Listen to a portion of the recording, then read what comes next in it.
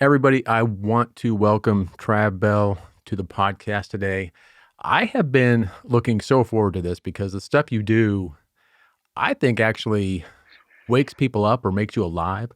But for the people listening, Trav he's from the Bucket List Guy. He is the Bucket List Guy. He's got, his podcast, he's got his coaching, he's got his speaking. And man, I am so excited to have you on. But I do have one question because I really question the sanity of where you're at. You think it's bad here in Sanity. the US. Why and how did David Hasselhoff ever get popular over there? Oh, wow, that is one hell of a question, man. I would it. I've never been able to Yeah. figure that out. Okay, so I'm gonna. Why would you elect Donald Trump? I'm going to ask a question with a question because they're as both as stupid as each other. They might be Touche. related. I don't know. Yeah, touche. Um, so I've actually check this out. I've actually met David Hasselhoff. True story. Fun fact: I represented. I'm not going to speak on behalf of the nation very soon, but I grew up doing surf lifesaving, like lifeguarding competition, and as a swimmer, surf lifesaver, and doing doing all that stuff when I was growing up. And our state, I was in the state team, and we actually competed against the Californian lifeguards. And back in the day when Baywatch was at its peak, we went to the set of Baywatch there in Malibu and actually met David Hasselhoff. Went out in the water with him, and did all that. That pretty much my life. That was my life pinnacle right there. It's all been downhill since. Um, but Baywatch was huge everywhere, wasn't it? Was it? But Yeah, I think it was unfortunately. our we're full of Australian lifeguards and the surf life saving movement here in Australia. Bondi Rescue is another big thing over here. I don't know. That's pretty sad though, isn't it? It really is. We I need to thought it was wake up. his. I thought it was his singing that got so popular there. See, that's what I don't. Well, he single handedly brought down the wall, didn't he? He single handedly got up on that thing and brought down the wall on that. Between East and West Germany back in the day, '89, I think it was, or something like that. And I mean, the Hoff, we've got a lot to thank for. Oh Oh, yes. Jesus. All right. Well, Oh, that wow. makes a little bit Can't more believe that. sense. That just happened.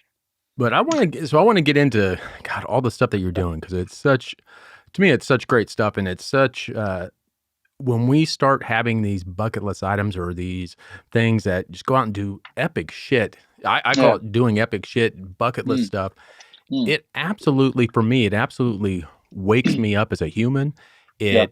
It's what drives me. It's what God. There's just so much to doing what you're Yeah. teaching, and there's so much. I mean, it just breathes so much life into people. Now, how did you?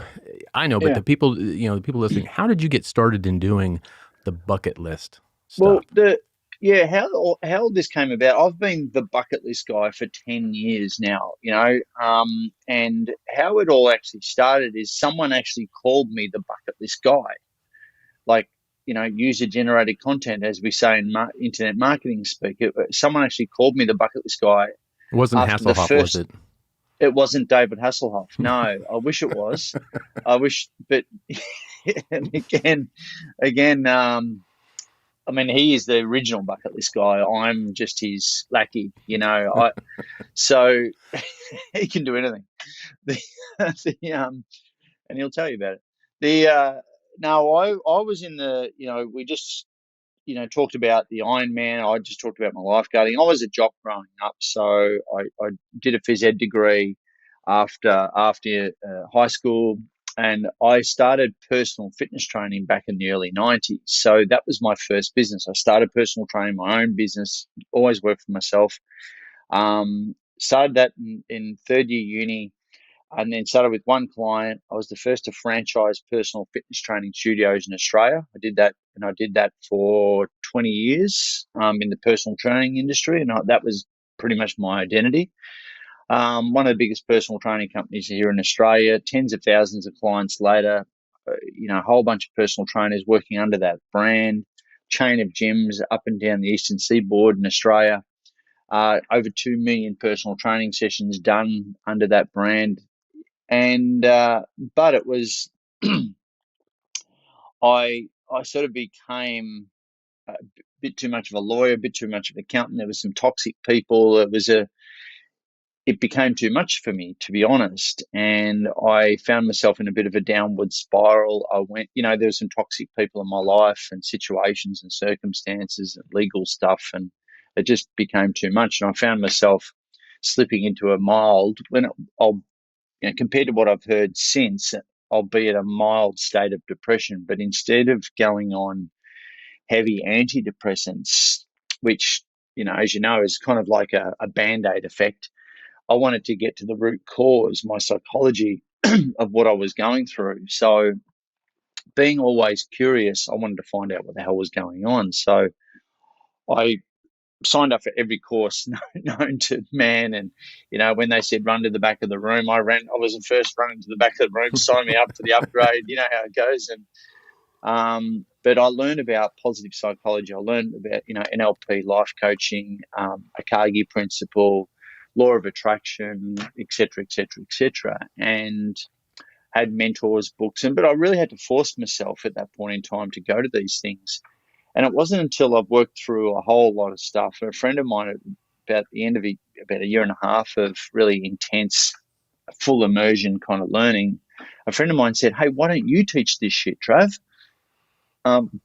And that actually helped me compartmentalize what I was going through. I'm like, that's why I'm here. And it helped me justify all the money I'd spent as well. I'm like, that's why I'm here. I'm here to teach this stuff. So I put on a talk. I nearly had to pay the 40 people to come to my talk, and it was shit compared to what I do now. But about halfway through, I started sharing my list to do before I died. I always had one written down since I was 18. A lot of people didn't know that about me. And this is only 10 years ago. And I'm certainly not 18 anymore, for grace. And I said, who else has got one of these lists to do before you die actually written down like me? And I was like, donuts. No, I was the only freak in the room. I said, why are you, there's some entrepreneurs in the room. There was some, I said, why are you earning money? Why are you getting out of bed in the morning? Why do you want more time? Why do you want to grow your business? Why do you want to climb the corporate ladder? What is your reason why? Commonly, pay off the house, put the kids through school, do a bit of travel when I'm older. Yeah, and possibly sicker. I'm like, so is that it? Yep. And have you written any of that down? No. Well, it inspired the group. I started sharing my list and some of the things that I'd done. And for me, since I was 18, I don't know where I picked it up from, a Tony Robbins thing or something. I just wrote down this list, and I've always been crossing it off. So wherever I went in shared housing or wherever, I had my little blue folder with my list to do before I die. And I just thought everyone did it, honestly. And then to realize it was a bit of a awakening thing for a tool for a lot of people in that seminar, and it fired everyone up, and it really got them thinking. And then Joe, one of the participants, said, how at the end, how's all this list to do before you die stuff? It's like a bucket list. You're like the bucket list guy. I went, ping, light bulb moment. It was around that time that I read The 4-Hour Work Week by Tim Ferriss, who I've met I had lunch with on my bucket list. Um, yeah, it was like, that was the epiphany. That was the light bulb moment that I went, you know what, I'm going to get out of personal training. I sold off all my gyms. I defranchised the whole thing, and and then went online, and it was scary, but I knew there was something this bucketlistguy.com could really offer me. It was really congruent to my values. It's a reflection of who I am. I can help more people, kind of life coaching, but not life coaching, because that gets met with skepticism. Yeah. but it's a way in which I can, travel the world, do my bucket list, and help others to live, live a life experiencing more meaning, purpose, and fulfillment through this lens of bucket list. Really, what I teach is positive psychology, which is the Right.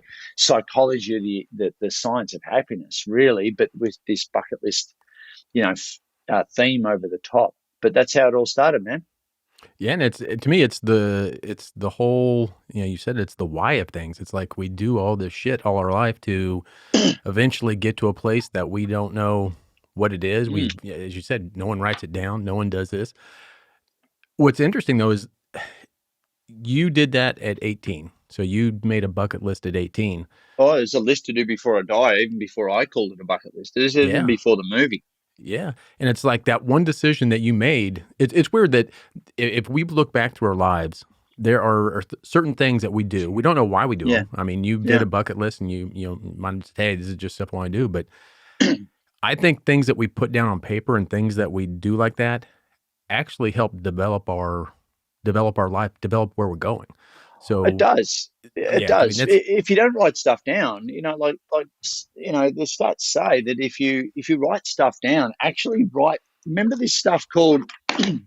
Remember these. yes, I Crazy, do. crazy concept. It's called a pen, kids, and this is called paper. It's a crazy, yeah. Okay. If you This is actually put, this is we're in the 21st century. This is a electronic piece of paper. oh Just my I don't god, want to so you're just ruining the whole thing now. It's so so. This is my point. You're meant to hold up. I think we rehearsed this earlier, but if you actually write stuff down, go analog. There is statistics to prove that if you actually put pen to paper, it's more of a conscious process, even more than typing it into your phone or a computer. I don't know about the whole tablet kind of pen thing that you got going on over there, man, but I'm sure it's somewhere in the middle. But it's more of a consciousness process, albeit if you actually write stuff down, you've got a 42% more likelihood of them actually manifesting, of things turning up. Yeah. So whether it be goals or whether it be bucket list or whatever, just write some stuff down. That is my tip of the day, is to write stuff down, get it out of your head, because we're so busy on our daily to-do list that we forget about our bucket list until something traumatic or dramatic happens to us or a loved one. So my whole thing is, and now our coaches around the world too, is to help wake people up before they get given a use by date. Yeah. Because suddenly, yeah, you get Yeah, given a use by date, suddenly people reprioritize and go, oh, now my bucket list is important. Like the movie was shit because there's about two blokes who get given a cancer diagnosis and then they write a bucket list, which is yeah, dumb. yeah. I've It's based my too whole late. career on it. And it's the thing. If you don't write the stuff down, to me, when we write it down, we actually, to me, that's part of the manifesting It is. of creating what we want in life. You Yeah. mentioned the law of attraction and creating what we want, and I fully believe in that. And I think if we don't write stuff down, if we don't make that plan, and if you don't put pen to paper and you don't physically write, it's like building a house. You can't just Mm, say, "I'll just build something over there." You've got to put mm. pen to paper and you got to, draw the damn Well, schematic and you got to draw the mm, blueprint of the house. yeah. And so But what's easy what to do is easy not to do, right?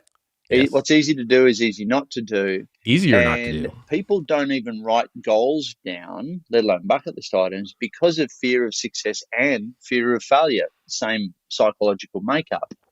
They might have done it in the past and they're like, well, if I write that down, I'm sort of committing to myself. I don't want to let myself down. I've disappointed myself in a former life. So I'm not going to give this a go. So people are scared of actually writing goals down. Yeah. But yeah, the thing is about writing stuff down. I know it's really simple, but if you don't write stuff down, you're not typing into Google what your search terms are, Right.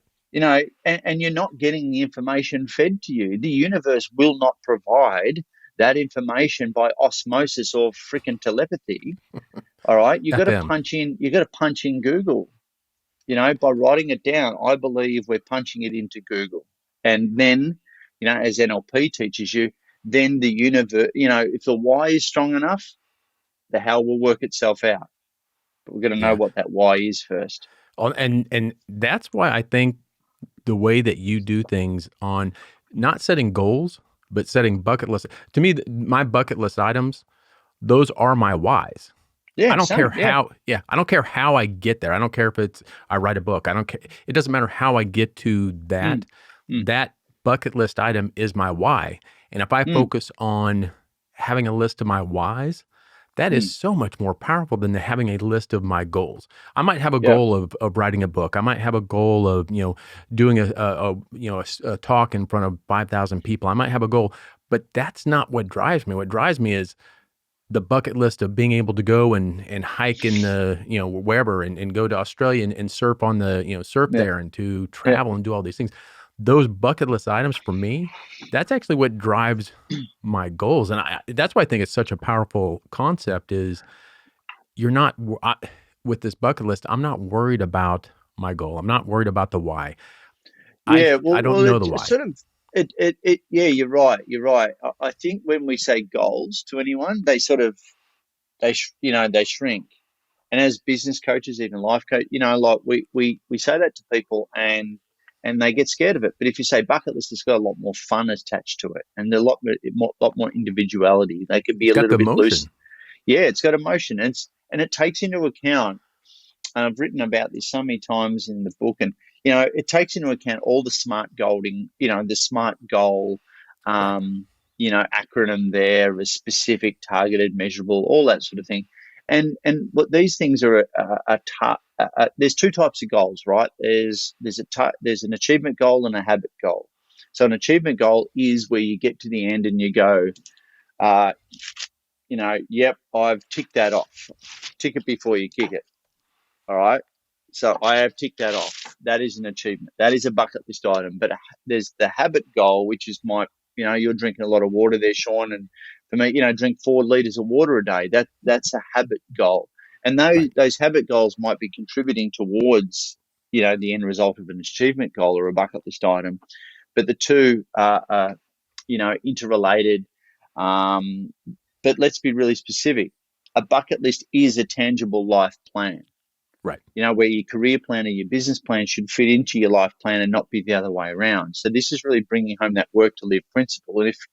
And I'm sure the people around you, the guy, the people that you coach, that you're always saying, your vehicle, your business, your job, your career, or whatever, it's got to produce two things. And those two things are the cash flow and also the time flow for you, the owner, to go out there and do your bucket list. It's not Right. about the time and money is what gets spits out of a good optimized business, right? And double bonus, if you actually love what you do, which a lot of people can't say that. But if you Most actually love people what you can't. do, it's hitting your values, which is your internal rule book. You're doing Right. good for other people. You're of service to your community. I think that's the holy grail, man. Like if you're doing something you love and it's giving you the time flow and the cash flow for you to go and do your bucket list with your family and your mates, then thanks for coming. That's it. Yeah. So And to me, and if everybody did that, we would be in a much, much better place. I mean, if everyone was happy with what they did and they, God, we'd be a well, much happier world. the sad reality in pre-COVID, 89% of people are what they call who are employees are disengaged. So there's 89% of people in America, this is an American stat, who go to work every day, just get the paycheck and go home and not engage and not into what they're doing. They just got a job. Yeah. And that's scary because you look at and Australia and Canada, we're not that far off. All the Western, we're not that far off. The point is that those sort of statistics are all well and good, but when the the negative effect of that is things like depression, mental health, anxiety, the loneliness. We've got this thing called the loneliness epidemic now, and that's the adverse effect of social media. Now that's scary. It's an Yeah. epidemic. Yeah. Like we know what Oh, a I think it pandemic is. is. Well and truly, we know what a pandemic is, but this is an Yeah. epidemic.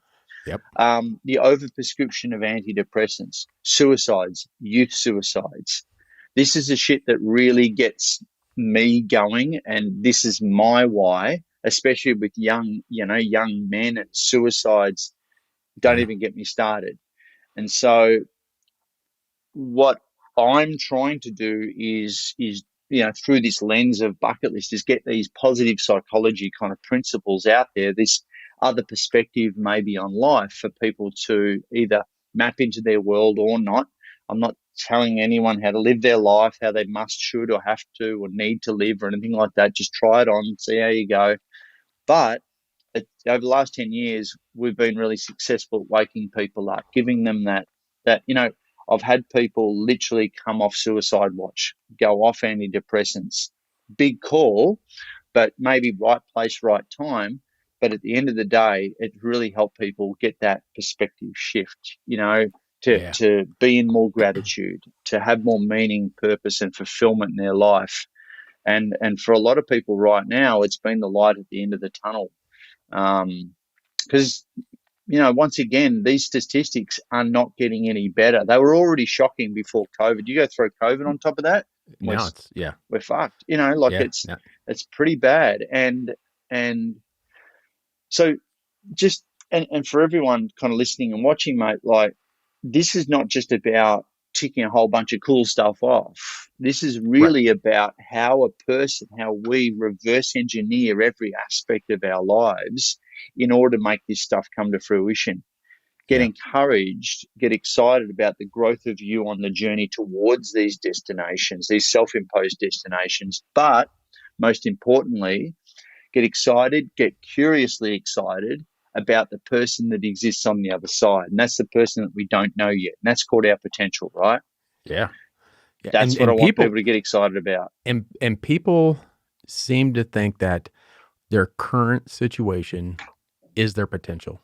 They think No. where they're at right then, that's their limit. That's their potential. Get That's yourself out of the ecosystem of yep. of negative support. Yeah. Get around Yeah. some people. Unfollow, unsubscribe. Stop watching the fucking news. It's Yep. pretty simple. Yeah. Control your inputs. Yeah. Control your inputs. One of the things that I learned when I was going through depression is simply switch off the freaking news. Before we start our day with bad news and end it with bad news. No wonder we're all depressed. It's like a shit sandwich. Oh I mean, yeah, and then everyone has a complaining competition whenever they catch up with each other. yeah. Now you had mentioned, the kind of the achievement and, the habit things and how they interact. Now, for instance, one of my stories or, part of my life is I was about, I'd say over 100 pounds overweight, somewhat Wow. depressed. I didn't realize I was clueless about how depressed I actually was, but overweight. Until you're out And of I it. had set up so I did a bucket list of, you know what, I'm going to do an Ironman. So Nice. that one decision to do that, I I couldn't swim. I couldn't run to my damn cupboard to get the cookies out without being out of breath. I mean, it was so it was way Wow. out there. It was a bucket list thing that was like, who the hell do you think you are? But I knew that by setting that huge bucket, to me, that was a bucket list item. By setting that huge bucket list item, I Yeah. would have to develop the habits to become that person to be able to do that. Yeah. And it wasn't about Mm. crossing the finish line. It wasn't about crossing and hey, I'm an Ironman. It was who I was going to have to become, the Mm. habits I was going to have to develop, the person I was Mm. going to have to be in order to go across that line. And Yeah. those were the habits. You talk about the habits.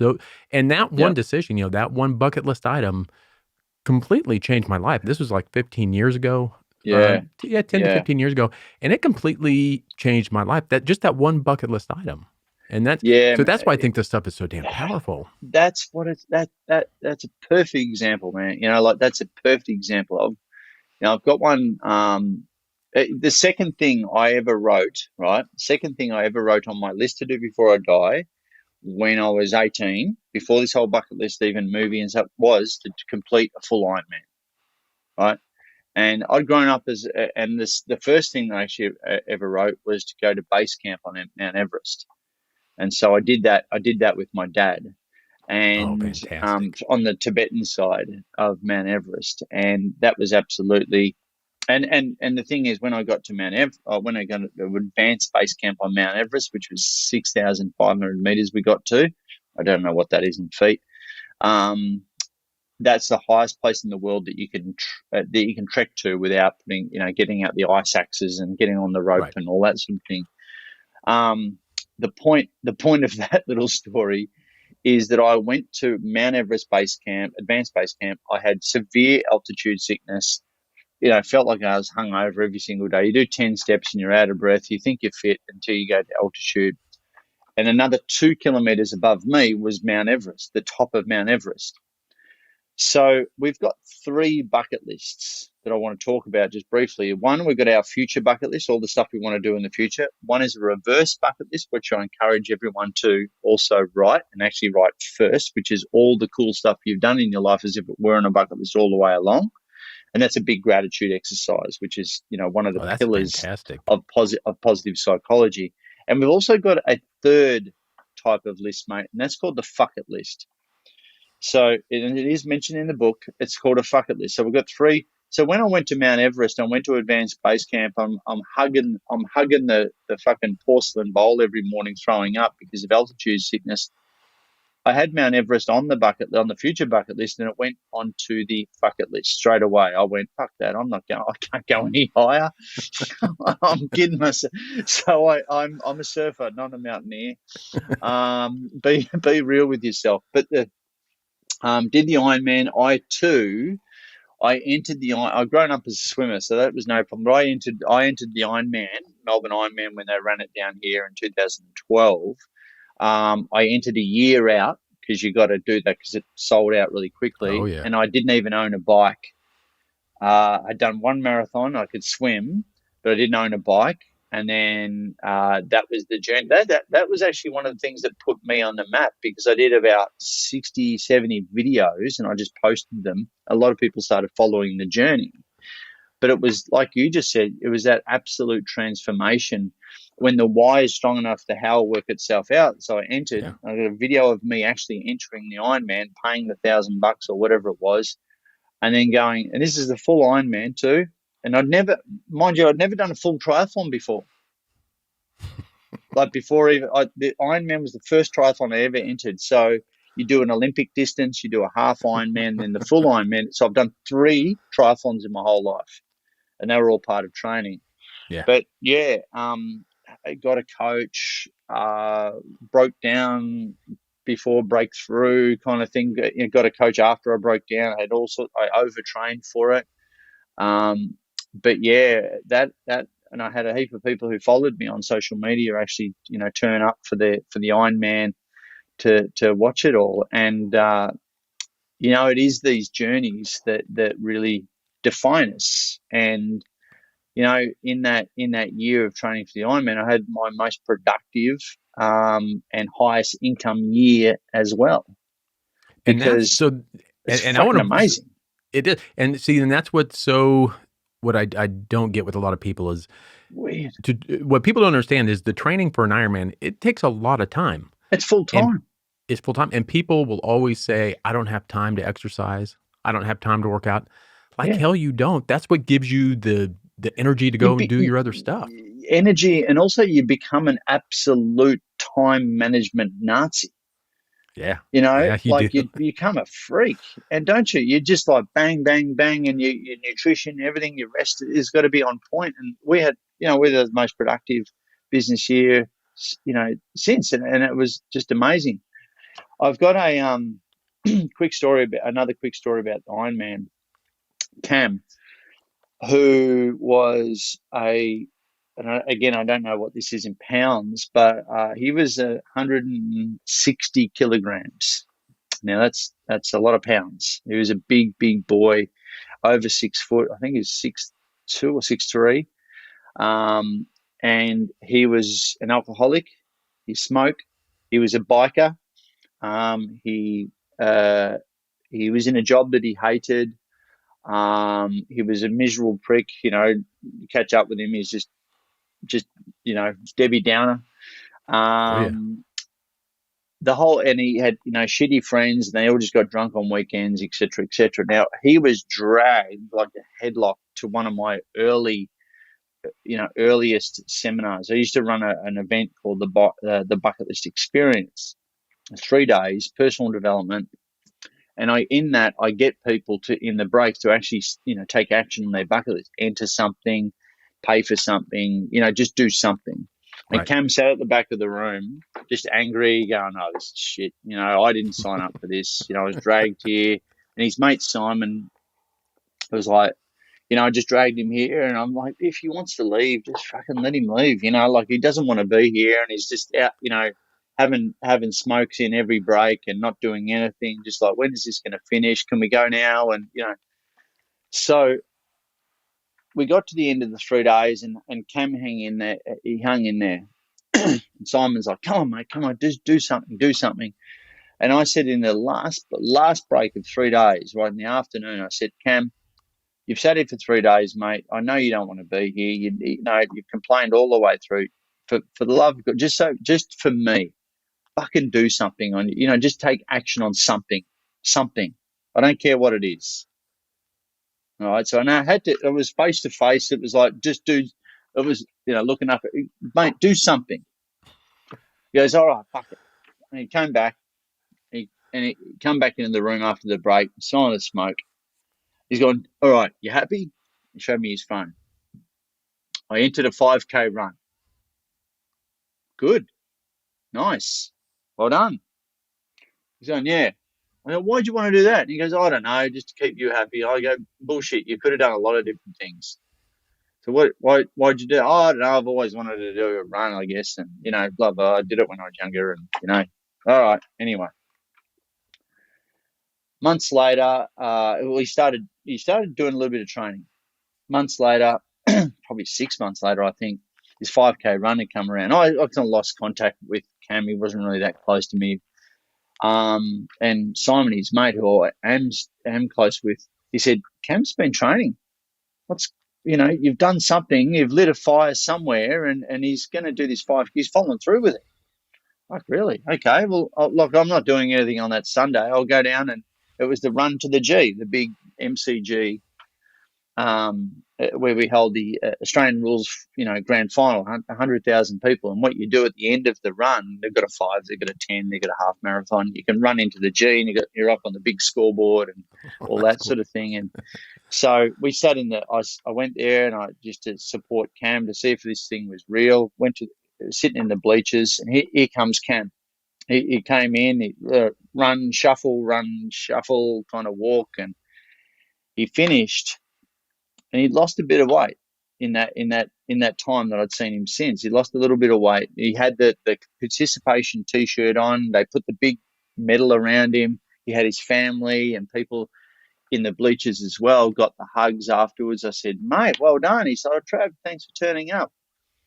And this smile started to appear that I'd never seen before. I'm like, what's going on here? That day, without knowing, he went and entered a 10K run. Did the same. The day he finished his 10K run, he entered a half marathon. The day he finished his half marathon, he entered the full. The day he entered the full, he entered his first triathlon. Couldn't swim, had to go and get a bike, did a sprint distance, did an Olympics distance, same thing. On the day that he finished, did a half, then did a full, over the course of like 2 or 3 years. And in the process, he'd given up drinking. He still had beers and stuff like that, but he wasn't, wasn't going to meetings, put it that Right. way. Given up the smokes. Whole new network of friends. Wasn't a biker anymore. Got a girlfriend, changed jobs. His income had gone up. He was smiling. He was off antidepressants. And when Ironman, right at the end, you have the catchers. The Yeah. catchers are the guys, the girls, the supporters that get there at the end of the night before 12 o'clock, midnight. And the people who are the last people are coming through, and they've got the glow sticks, and, they've been walking most of the marathon kind of thing. And the cutoff is, well, in Australia anyway, it was 12 midnight. He got in at quarter to midnight, 11:45. And here we are, going, "Oh shit, is he going to make it?" And he comes through fucking bleeding from nipples, like chafing, and it was just I've had bloody ugly. nipples. Yeah. You know what I mean? And he finished, and he just collapsed in a heap, and he was a completely different person, man. And we were one of the catchers there at midnight, to bring him down the chute, and Cam Moore, "You are an Iron Man," rang out, and it was just absolutely amazing, and it changed his life ever since, man. Yeah. One thing, One and the thing ripple that, and effect that's was the thing. amazing. And that's why I love doing what I do. And I'm sure that's one of the reasons that you love doing what you're doing. When someone gets that one idea, that all it takes is a 5K, just Yeah, one thing. And then once that person starts believing in what they can do, nothing's going to stop them. Nothing. Once they get the belief, nothing will stop them. when the why is strong enough, the how will work itself out. Simple Yeah. as that. Like if you look at all your bucket list items and rate them from, inspiration number 10 through to am I inspired? 1 to 10. 10 being really inspired, one being nah. You know, anything that's five and above, pay close attention to. They're the life changers. Yeah. They're the things that, and when you're writing this stuff down, always think about the what and the why, not about the how. Right? The how Yeah. will appear. Yeah. It will appear, but people overcomplicate the how, don't they? Yeah. Absolutely. People who go And we climb have Everest don't ourselves. think about Yeah. people who go climb Everest. They don't think about every single step they've got to make up to mount the top of Mount Everest. They don't overcomplicate it. They just go, all right, I'm as prepared, and I've got the right people around me, the Sherpas. I've got the right gear, checks and balances. Shit's gonna go on up there, and it's not always going to go to plan. But that's how we should. We've got to trust ourselves a lot more and fall into it. Yeah. Lean right into it, and just commit, because in the commitment is where you get, I think, infinitely resourceful. It's not about resources; it's about resourcefulness when the why is Absolutely. strong enough. Absolutely. And you mentioned about this guy, and I personally think I'm not here to talk about, fitness and getting healthy and but to me, if you don't have a well-rounded life, is meaning relationships, your Mm. health, your career, if you don't have a good rounded life, they affect each other. They really do. So I'm not Oh yeah, advocating people going out and doing an Ironman, but if you for me, until I started looking at everything in my life, the health, the fitness, things didn't change. I had to no. be more holistic on everything around, not just finances. And let's be honest, like in this day and age, with us being as authentic and vulnerable as we possibly can, and us out on social media trying to grow a business, you know, uh, there's respect. There's a level of respect that comes with people who are out there having a go. There's a level of respect that comes. You can't hide anymore. You got to Yeah. put yourself out there, and someone that takes, does stuff like that in another part of their life, it maps into other areas. It deliberately, it maps directly into other areas. And that's, you doing an Ironman would have bought you more business, no doubt. Yeah. Absolutely. Simple as that. And again, and not knowing how. So to me, if you already knew how to do these bucket list items, you would have already done them. Yeah. I would have already anything that I've ever done in life that has been big, I have no clue how I started. I No. didn't know the steps, No. didn't know the how, didn't know and I shouldn't know how. If I know how, it's not a bucket list item. It's not a big item. If I already know how, I need to write that one off. Don't need to do Yeah, that. we need to trust our intuition a lot more, I think, and just trust ourselves a lot more to fall into things, to you know get uncomfortable and to take more risks, because we do it in other areas of our life, whether it be in relationships, whether it be in investments, whether it be in business. Um, Yeah. you know, we got to trust ourselves more. And what's the worst thing that can happen? Honestly. Yeah. So, so yeah, it's a mindset that has definitely helped a lot of people over the years, to The saddest thing I've heard over the years is people saying, Trav, thank you for giving me permission to dream again. Yeah. Dude, what's happened? One of the things I say in the TED talk that I'm quoted on probably more than anything, that people are dying at 40 and being buried at 80. Yep. The Walking Dead. We know them, Groundhog Day. Corporate And America. yeah, but so wake up. You haven't got much time. Let's, do something small, write some stuff down, do the low hanging fruit first and cross a few of the smaller ones off. And you can still do a lot of different things during COVID. I'm doing 5 things at the moment. And at the end of the day, knock off those small ones and that'll give you the momentum and motivation to smash through the bigger ones. Yeah. So what is left? So what's the biggest thing right now on your bucket list? What's that one hairy, dirty, big ass thing that you Well, still okay. have? So I've just obviously, just done the book. So there it is. Yes. And that was only 10, since I've been the bucket list guy, every speaking, oh, do you have a book? Oh, it's coming. It's coming. It's coming. Talk about a battle in perfectionism and procrastination, mate. 10 years it took me to write this and it's only this thick. That's pretty sad. Yeah. Um, but It's it's a big it, thing to do. I mean, that's a it, huge yeah, accomplishment. extremely cathartic, and it was I just couldn't bear to write on my goal list for this year, 2021, when we've been in lockdowns and all that, mate. What is your excuse for not getting this thing done? I could not write. This is the year I'm publishing my book. So getting the book done 2 weeks before Christmas has been huge. So um, the next one what have I got coming? So, stand-up comedy gig. I'm absolutely shitting myself. Yeah, See, that's great. See, I'm a one of public mine is speaker too. I've done a TED talk in front of 2,000 people. I've done the book. I don't mind making an idiot of myself, but doing that, I've just, yeah, that's a signpost. So I'm like, yeah, God. see one of mine is to rap with Snoop Dogg. So I'm manifesting that out. Some Well, point I'm going to be rapping. check this out. In I don't know what chapter it is. One of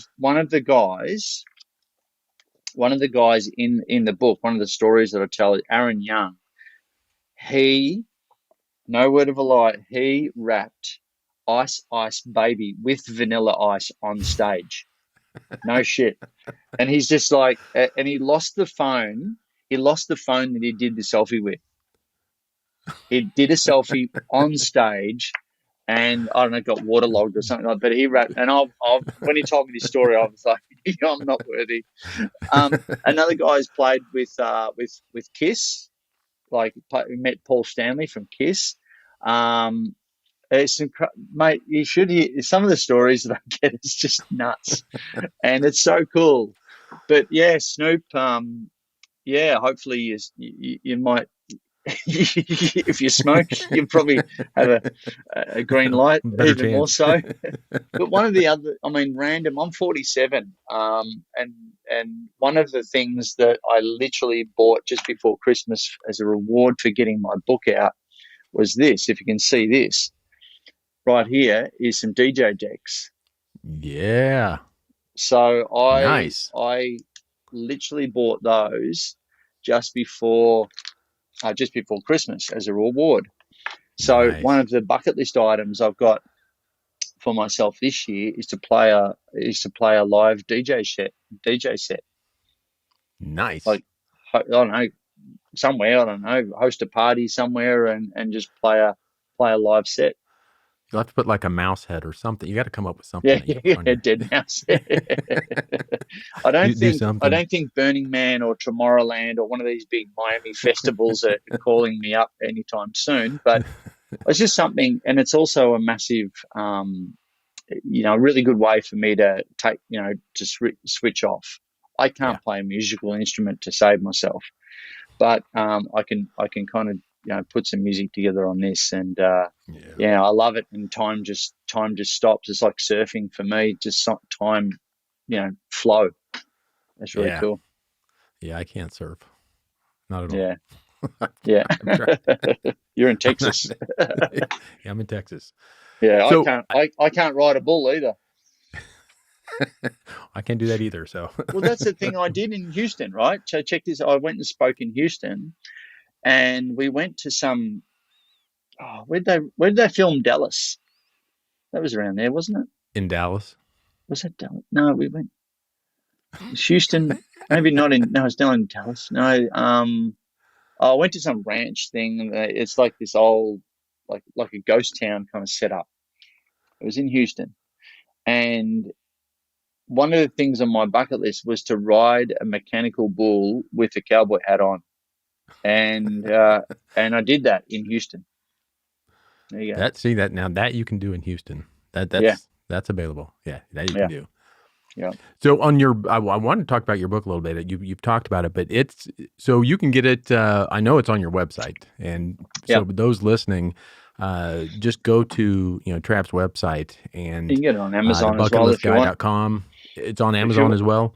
yeah, but if you want a signed one, bit hard to sign it from Amazon.com in the US, but if yeah, I mean, it only takes a week or so to get over there.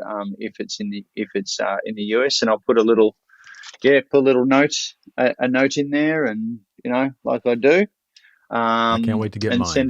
send it over to you. So yeah, it's really cool because a lot of people have ordered them before Christmas and New Year's, and taking this time between Christmas, New Year, and the start of the year, taking time out of their life to work on their life, using the framework, the My Bucket List Right. Blueprint framework, to unpack their bucket list, write the stuff down, write their reverse bucket list, their bucket list maybe, and also their future bucket list.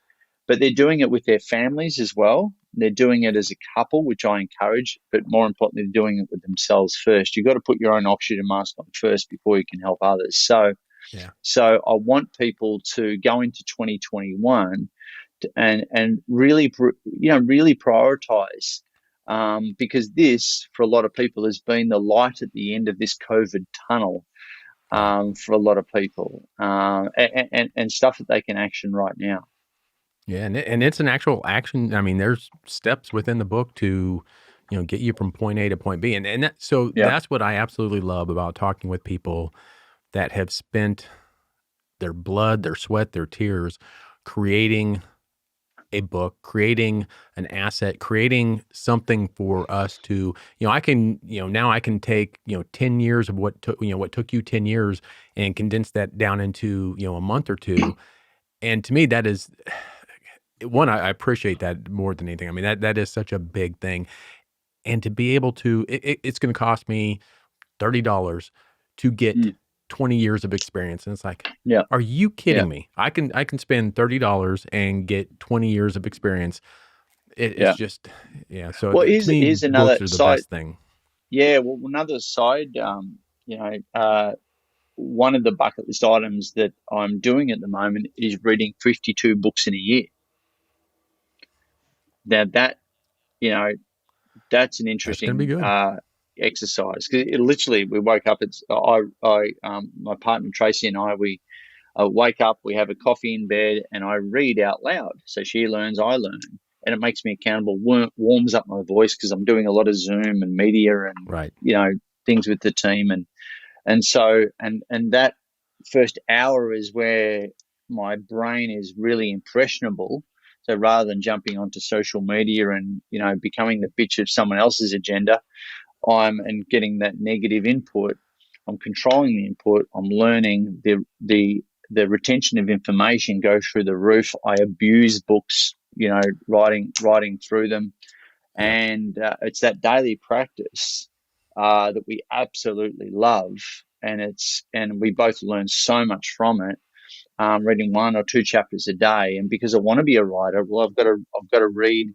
Well, I am a writer, I guess, but I'm reading at the other. I'm writing at the other end of the day. But reading 52 books in a year is this daily practice, just like training for an Ironman is a daily thing, Yeah. and it's had a huge impact on my life, Now, and on my just a businesses side as question well. on that. Do you think doing like an Ironman has helped you do things like writing and do things like reading 52 books?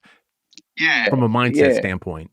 yeah. Look, it's all it all compounds. It's not just the Iron Man. It's not just writing a book. It's all the above. You're breaking stuff down, and we're all you know to sit here and say, "Oh, I've got all the answers." No way. Like the more you Yeah. read, the more you realize you don't know.